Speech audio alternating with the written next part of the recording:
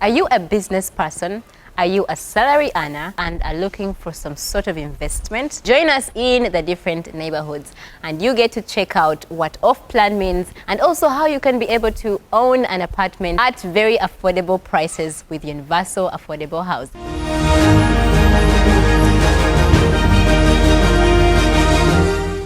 In Uganda, we have tried to make accommodation every man's need, and as you know, it is indeed a basic need. But really, do we know what sustains these projects to last for over 50 to 100 years? In this week's episode, we shall be hosting a guest that will be telling us about the architectural designs in terms of sustainability of all the projects of universal affordable housing. This sustainability, you will learn to know how why the wide windows are, why the staircase is, why the light that lets into the houses is. All the reasons you'll get them on this show. So please keep tuned as we welcome Mr. Grover to the show, the architect of universal affordable housing, to let us know more about how he maintains sustainability in the designs of affordable housing Uganda projects. And also do not forget that in this live stream, we shall of course have 3 segments as usual. The interview segment, the project of the week segment, and also the listing of the properties of the week segment. Please do keep tuned. My name is Patience Ahumuza. Do not go anywhere.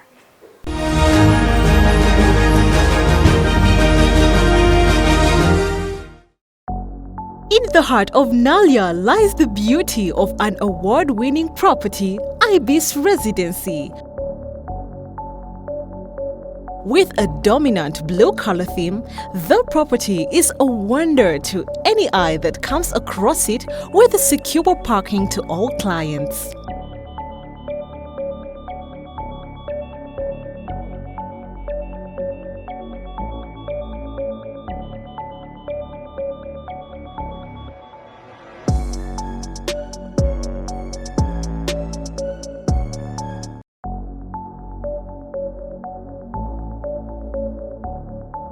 The property has a 24-hour lift service that enables mobility across the 7 floors with an alternative of staircases.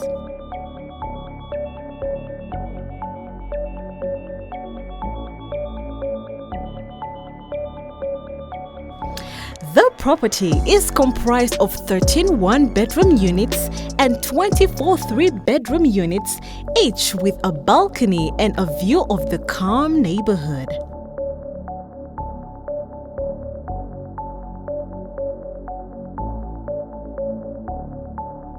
With a modern kitchen fitted in each unit, life is made easier at the Ibis Residency.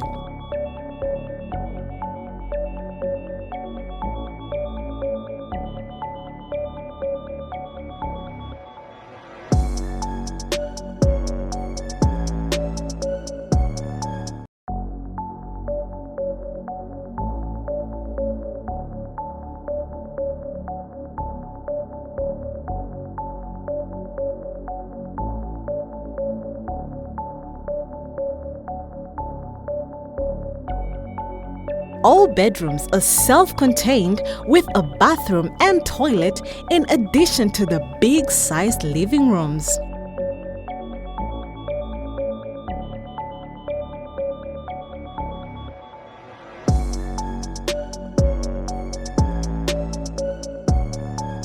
Ibis Residency Nalia is fully sold out and now available for rent.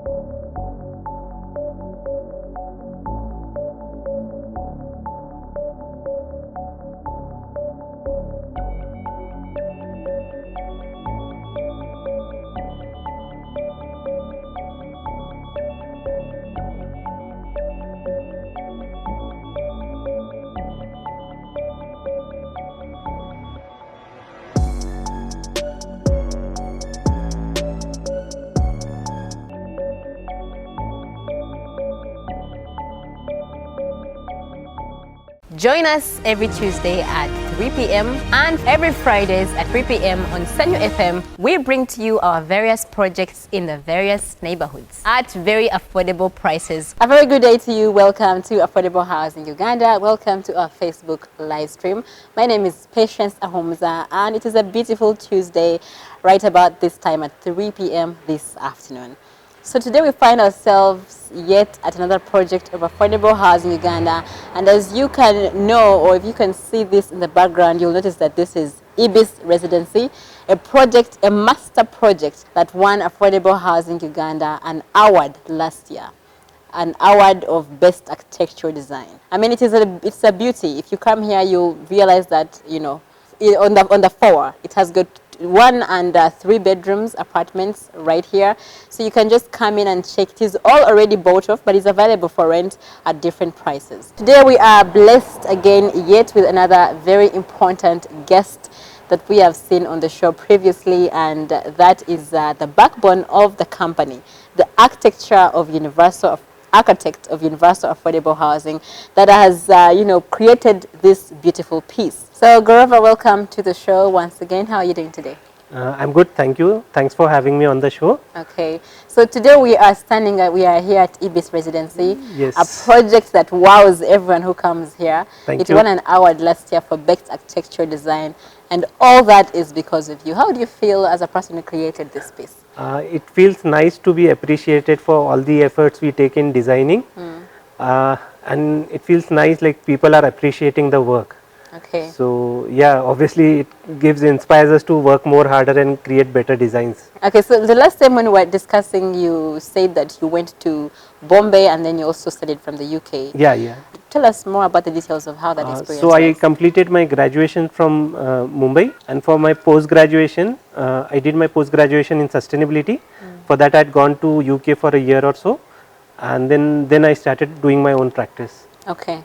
Yeah. Sustainability, that's the Yeah. word that I was waiting for you to say. Okay. Because before the show we talked about sustainability and I didn't know what it was. Okay. And we need our audience to know what it is in terms of design, in terms of architecture. So what is sustainability exactly?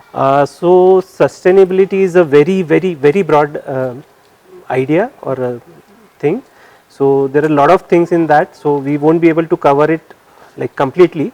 So I'll go very briefly to explain what kind of thing we incorporate into our designs for the projects what Universal does. When we were starting with the designs, that time Universal had this idea that we need to incorporate sustainability into all our projects. Okay. So maybe we will not show it upfront, but it has to be there. Okay. It is not something different from architecture, it is part of the design. So basically sustainability can be like into 3 parts. You can divide it broadly into 3 parts, that is reduce, reuse and recycle. Like a plastic? Anything. So basically reduce is like reducing the consumption of energy, reducing the usage of water, sort of like that. Okay. Recycle is recycling the plastic, recycling the glass or whatever you can recycle. I think that is more in tune with greenhousing? Yeah. Okay. So we tried to take a decision that we concentrate on something which is more important and which affects the people of Uganda directly. So we said let's take a conscious decision that we concentrate on reduction of energy consumption. Okay. That is one of the major things we need to concentrate on. Now again, in terms of energy consumption, there are like broadly two things. One is embedded energy, what they call, or the energy that is used or consumed during construction of the building. So it may include the energy consumed to make the steel bars, it may include the energy consumed to make cement, then to transport it from the factory to the site and everything. So that is called as embedded energy. And then there is a energy which is used during the lifetime of the building. So say we design a building for say 50 years or whatever the lifespan it is. So during those 50 years is what the energy it consumes is called the life cycle energy consumption of the building. Okay. So we knew that this energy consumption during the life cycle will be much more than compared to the embedded energy. So the proportions can be different. For Uganda it may be 10 to 15% as what you consume during the construction, and maybe 80%, 85% is what you consume during the life cycle of the building. So again we took a conscious decision that we have to focus more on consumption of the energy. So we don't spend, once the building is designed, you don't need to spend a lot of energy for working of the building. So again then there are two parts in that. One is light and second is air conditioning or That means cooling the or consumption ventilation. energy. Yeah, Consumption energy. consumption energy. Okay. Yeah. So for the we are blessed in Uganda that you have got good weather throughout the year. So you don't need a lot of mechanical ventilation. Mechanical ventilation as in terms of air conditioning or heating. So you don't need both the things. So what we did was like we said, okay, now how we can like do design so that it does not have too much of energy consumption. So what we did was we did large big windows for all the rooms, and wherever possible like master bedroom, maybe living room or all, we tried to do cross ventilation. So basically you have got good size windows, cross ventilation, so your ventilation problem is solved. Okay. Then again all these spaces including the staircase, the toilets, everywhere we have got windows, so you get everything is naturally ventilated, so you don't need mechanical ventilation in any of this space. Second part is lighting. So again the larger windows solve the problem of the lighting. So if you go into any of the apartments, like say 99% of the apartments, you will find that you don't require artificial light right from sunrise to sunset. So within that period of time you don't require any artificial lighting. So by doing very basic stuff, then again like for windows we are doing aluminum windows with mosquito mesh. So basically you have mosquito mesh, so you can just keep the window open throughout the day and night and everything. So you again don't need a fan or any sort of mechanical ventilation. So just by doing very basic common sense stuff, we are trying to control the energy consumption. Okay. Now when you come to the embedded energy part, wherein we are trying to reduce the energy consumption in construction of the project. So what we try and do is we do filler slabs. So filler slabs is as in wherein we have got this blocks in between. So what happens is because of that you need less amount of concrete and less amount of steel. So obviously it reduces the cost, which again we pass on to consumers, but it also reduces the consumption of the material. So that is one. Then other things we do is like biodigesters. So basically clean the sewage system and then just give out water, which then we can put in the soak pit and it just goes and harvest into the water table. Okay. So and then we do block walls, hollow block walls wherever possible, of course. So hollow block walls kind of create insulation. So you've got whatever temperature outside inside, so it will try and reduce the temperature by a degree or two. So we try and do whatever is possible within the means. And then second thing is like light fittings and all.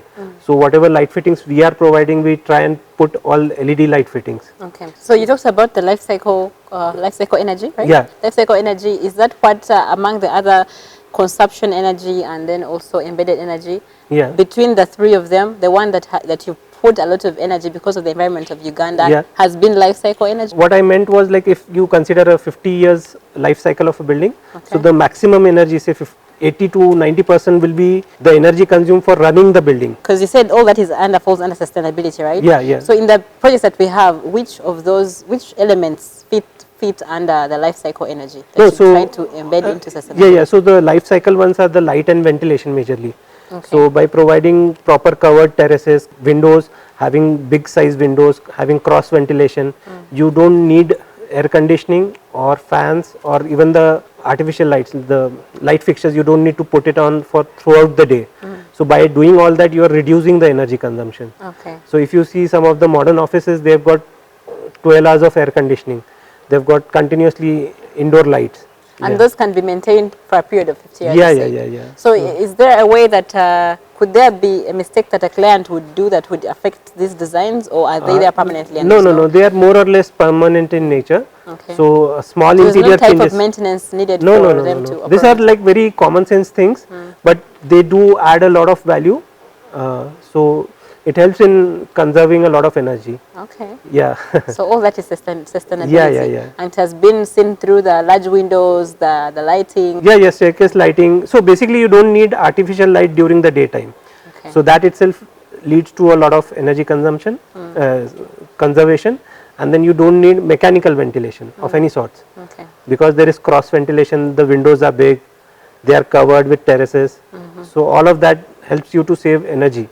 Okay. Yeah. So does this sustainability work on certain areas in the country, or all of them, all the projects of Universal have this? No, no, we have tried to incorporate in all the projects. That's what the brief was from Universal. Okay. To try and be environmental friendly as far as possible. Thank you so much, Mr. Grover. Certainly, I have learned a lot about sustainability. So from the time that we were offset and right now, at least I know what sustainability means in terms of design. You, our audience, also can testify to what Mr. Grover is saying, and especially for those who have actually bought with universal affordable housing. The big windows, the light coming in from the windows, the staircase, talked about garbage as well. All of that is an element of sustainability when it comes to designing these projects. That is all owing to Mr. Grover's education at Oxford, UK, and also Bombay in India. Thank you so much for the hard work. And on a lighter note, you can as well go and study a PhD and, have us improve better on our project. Sure. Yeah. Thank you. So thank you so much really for the hard work and for all the efforts you're putting in to make sure that universal affordable housing actually sells something really beautiful. So this has been it for the day. My name is Patience Ahumza. Please do share the link. Let people learn more about affordable housing and how every Ugandan can actually be able to own a home at a decent price. See you again next week. For now, bye.